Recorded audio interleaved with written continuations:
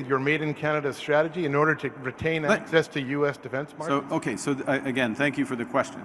So let me give an example specifically, if I may draw on the situation here. So what's happening, and it's a very fluid trading situation, as you know, with the United States. But certain exemptions, for example, under I will call them the fentanyl tariffs, the unjustified fentanyl tariffs, are for what are called KMA-compliant trade. Okay? So if you have certain thresholds of production, I'm explaining for broadly, I think you know this, but for a production here in Canada and with other CUSMA partners, and you can verify that, then you're not subject to those fentanyl tariffs.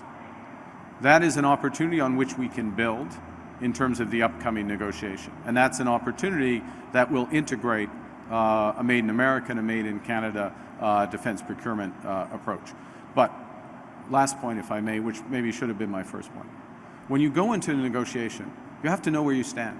You have to know what you want. You have to be strong. You have to be clear. That's why we're setting out these policies. They're in the interests of Canada. They're the interests of Canadian workers. They're in the interest of Canadian security. And so we will be negotiating from a position of strength with the Americans. Thank you. Good morning. Kate McKenna from the CBC.